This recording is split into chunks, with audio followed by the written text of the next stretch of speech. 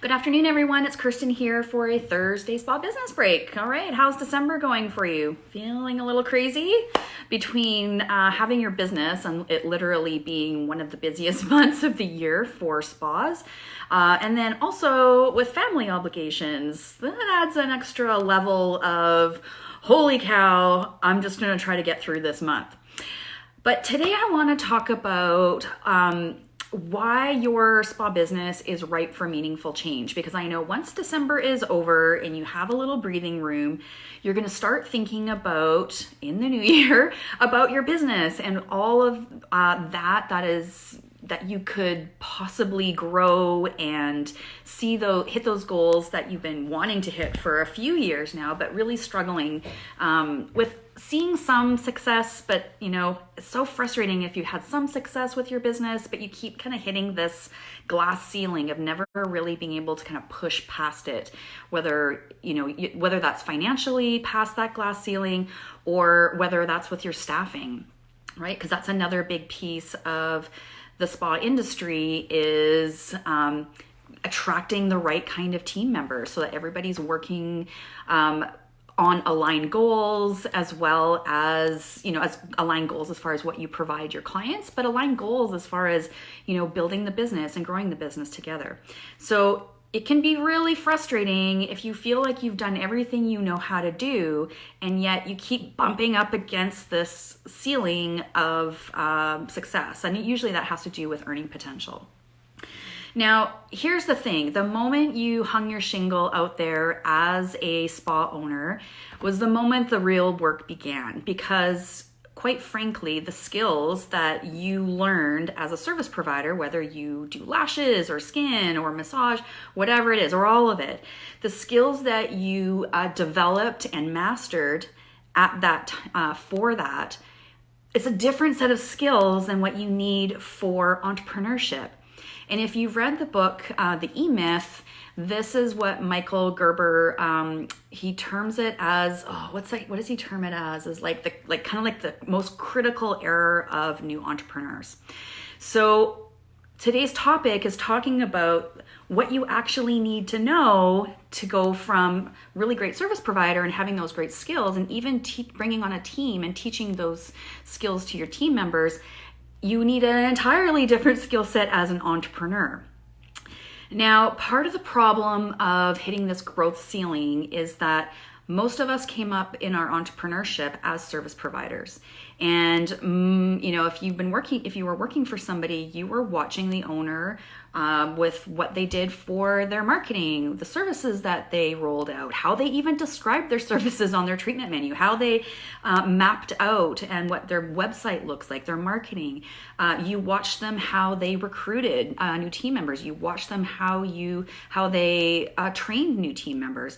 You watched how they created the guest experience. And so again, we were watching, and we often bring that into our new business because, again, we don't really have a lot of entrepreneurial skills at that time.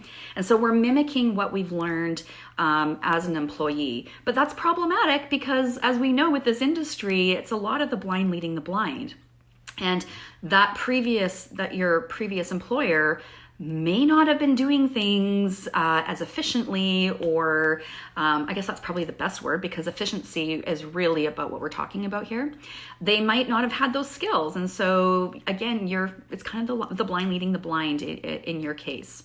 So how and why is your business ripe for meaningful change? Here's the thing. I know that even if you've hit this glass ceiling, you've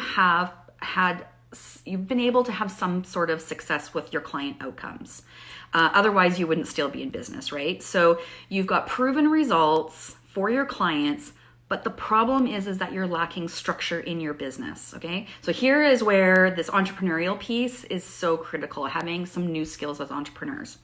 So this is the good news. You've provided results, but you don't have the systems or structure to keep repeating those results or repeat the visibility that you need. So here's the other piece of the good news is that you've done most of the work. You've done most of the work as far as, providing a really great guest experience, providing those results. But the problem is that you have those systems usually up in your head. And when they're up in your head, there are major blind spots to the systems that you've created. This is a very, I see this happening a lot with solo spa owners. Because you're only accountable to yourself. So, when you have a team, you tend to have to document and create and document your systems more. But as a solo, it's really easy just to be like, oh, this is what I do. But if it's all up in your head, you have major blind spots. So how to create meaningful change means that you need to start with your systems, documenting them. Now, I know it doesn't sound super fun. In fact, this is probably the biggest slog when you're trying to shift over and create meaningful change in your business, but it just needs to be done. So my advice is just open up a Word doc, whether it's Word or a Google Doc or whatever, and do a brain dump of whatever system you're wanting to work on. So we've got the guest experience system. So that's kind of from the moment they walk through your door to the moment that they leave. We've got your marketing system. We've got your client retention system. We have, if you have a team, we have a recruiting and hiring system. And so what I want you to do is just the easiest way to start documenting your systems is just creating these bullet points like a brain dump. This is what I'm doing. It doesn't need to look pretty on the paper. You just need to get the information out. Now, once the information is out, then you can start analyzing it and looking at, oh, I see where there's a gap here. Oh, okay. And start creating some strategies to fill in those gaps. All right. Now, if you have a team, you absolutely need to have documented systems. You need to have a staff handbook. A staff handbook is it outlines the relationship between you and your team members. This is how we behave in this facility. You also need to have a operations manual and an operation. Hey, Marilla, thank you. Glad that's helpful. With an operations manual, that is how we do things. So think about an operations manual almost like if you were wanting to franchise your business. You have to have standard operating procedures so that anybody coming new into the business, we are all doing the same thing. Now, if you don't have any documentation for these systems, so say for the guest experience, then of course you are going to have major gaps in your team's outcomes, right? Whether they're forgetting to, really go through the consult form, to discuss what the client concerns are, to bring up any other issues that the client may not have thought is relevant. Maybe they are missing the process of putting together a skincare prescription and recommendation sheets. Maybe you don't have a process for, a script for pre-booking appointments. I know that you're probably verbally communicating this to your team, but if you don't have written documentation, you're just leaving a lot to interpretation from the team member, all right? And you have nothing to go back on if they consistently keep not doing what you want. You have nothing to go back on for disciplinary process, right? Because they can say, oh, I didn't hear you, or oh, I don't remember that. But when it's documented in a book that they've signed and agreed to these policies and procedures, then you've got yourself protected. All right. Now, if you want the bottom line, if I can sum how to create meaningful change in your business up into kind of like one little sentence, it really is about getting clear on your goals. Not everybody loves making your goals, so that should be fun. Get clear on your goals. Then there's 3 things. You need to organize the systems, and that's that brain dumping of the just bullet points. Then you need to systematize it, so making sure you have all the pieces in that system. And then you need to optimize.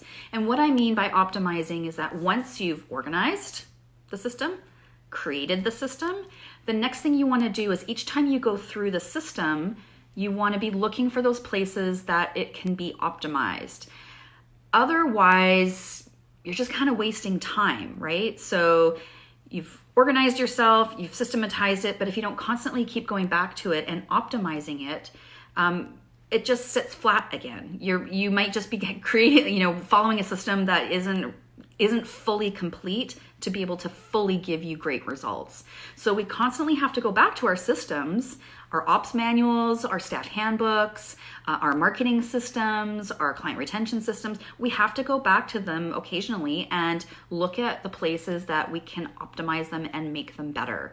We just are going to be constantly tweaking them. So until it becomes a fine-tuned running machine for you. All right, so that is how you create meaningful change. You've got it all. You've got the kind of the structure as far as the services that you provide. You've got some clientele. You have been creating results, but now I just need you to get organized and then systematize. And then throughout the next few years, you're going to just be optimizing those systems. All right. Now I've got a little side note about entrepreneurship when you're trying to create meaningful change in your business, because I feel like we need to keep bringing this topic up because it's a consistent issue. And that is how you feel as an entrepreneur. So when you are kind of ready to step into, okay, I'm going to create systems in my business, or I've got some systems, but I'm going to optimize them, you could be self-sabotaging yourself with a mindset of, I'm just not a good business person. You know, if you've been feeling that way for a while, you know, like just struggling with your business, feeling crappy about it, not hitting your goals, you know, it's been going on for a little while and you're just starting to feel defeated. When we're believing in that I'm not a good business person, it absolutely puts up these invisible walls that are literally blocks and prevents us from being able to actually look and find solutions. All right. Now I want you a new mantra. So if you feel like you're not a good business person, if you feel dumb, you know, these are all things that I've heard from clients when they join me for coaching, is that, you know, that they're just not good at this business and that's why they've hired me. And I always reiterate, it's not that you're not a good business person at all. In fact, there's no way you could have gotten to this level if you didn't have some sort of smarts. You've just been kind of white knuckling it because you don't know what you don't know. You're just missing information. So if you are ready to make change in your business and you find that you're thinking, I'm just not a good business person, I challenge you to challenge that thought. Because here's the thing, all you really need to be is open to looking for solutions.